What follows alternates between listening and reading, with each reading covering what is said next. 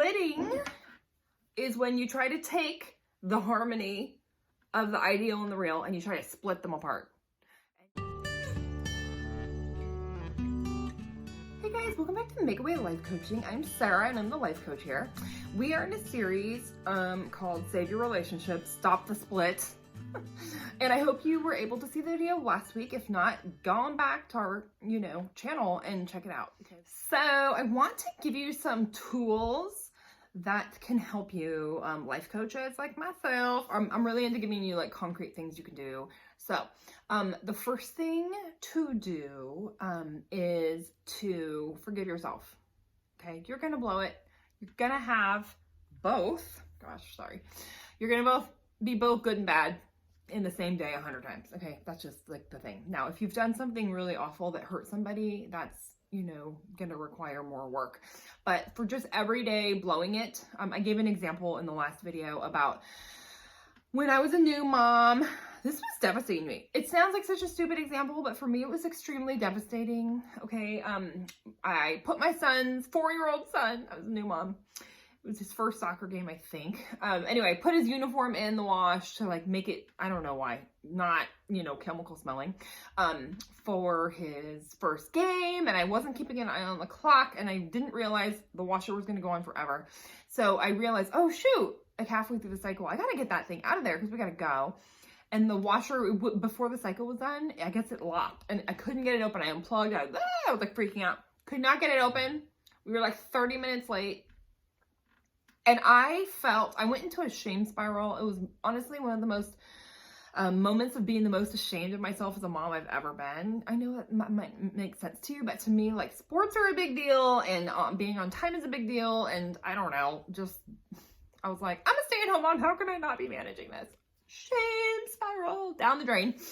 So I'm going to use that example as something like, I didn't have to repair with anyone really. I just needed to forgive myself. So that's what I had to do. I had to accept that I blew it. My therapist a couple days later explained to me that as a mom or a wife or whoever you are, you're juggling a bunch of balls. Okay. I think women juggle more balls than anyone as far as I can tell.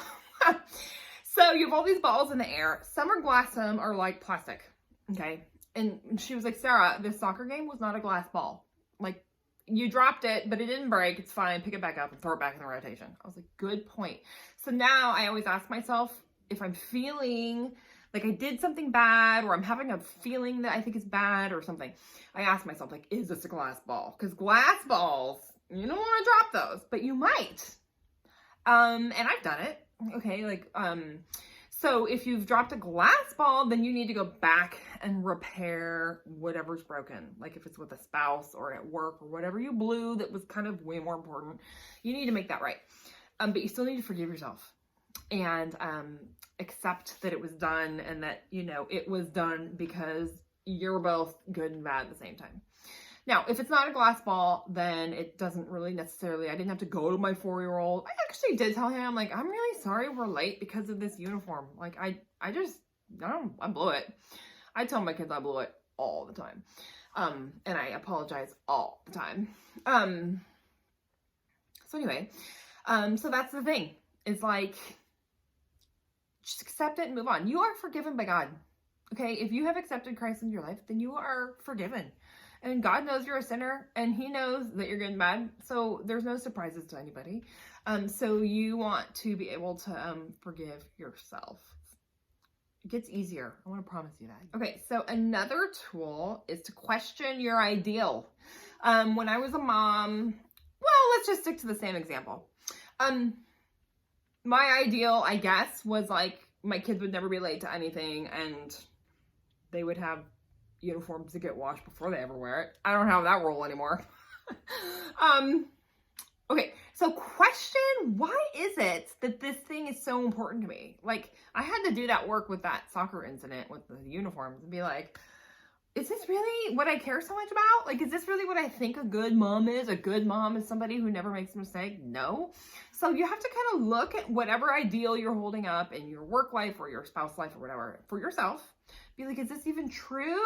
Or am I just like being super dramatic right now and thinking, you know, the ideal is something I don't actually even really believe. Question what your ideal is. I think that's a really powerful thing to do.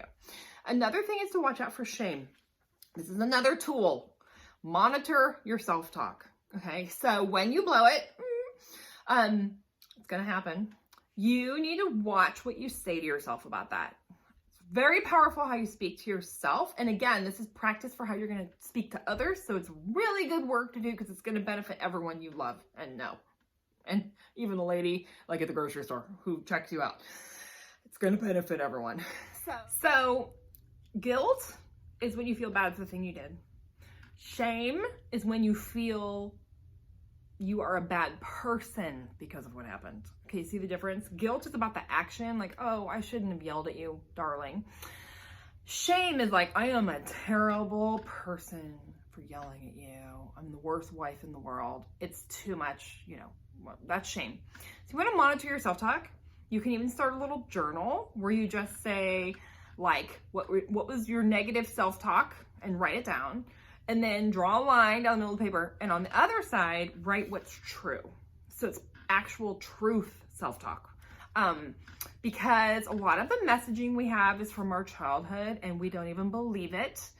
But, you know, like, oh, only a horrible wife would yell at their husband. And so when you yell at your husband, which I consider very typical behavior, you go into a shame spiral, like I'm the worst wife and whatever. I don't know. I don't do that, but maybe you do. Write down the shame talk and then write down the truth. You know, tell yourself the truth after that. And that can be really powerful. That's a tool to help you, like, you know, manage all of this splitting because we don't want to split. And then the last thing is just accept and expect. So you want to accept these bad parts of yourself or the real, just accept it and expect it. Don't be shocked. So, you know, like, let's say you're struggling with just accepting feelings, like you're mad and you don't like to be mad. You wish you were never mad again, but you are mad. Expect that these feelings are going to come up and be a normal part of your life.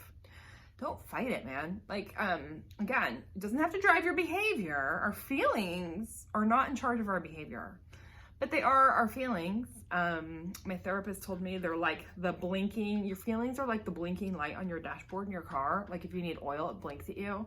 So we can go into that another time about what messages are behind feelings. Because feelings are actually trying to tell you something that's helpful, believe it or not. But we don't have time for that now. But basically just accept that this feeling is just a blinking light trying to tell you something, and it just is. Let it feel it and let it flow. Feelings are not meant to be there forever. Feel it and let it flow. That's the deal, man. I hope that's not too California for you. That's where I live. So, you know, I say things like flow. Okay. Thank you for joining us. Come back next week. We're going to talk about stop the split for others. Okay. We're going to practice on ourselves, giving ourselves grace and truth, but also grace. And then we're going to talk about why you need to be doing the same exact thing for the people in your life. And then, so anyway, come back. Don't miss it. We'll be here. Go to my website, makeawaylifecoaching.com, and subscribe, and then you'll never miss anything ever again. It's so great. Cool. You guys take care. See you next week. Bye-bye.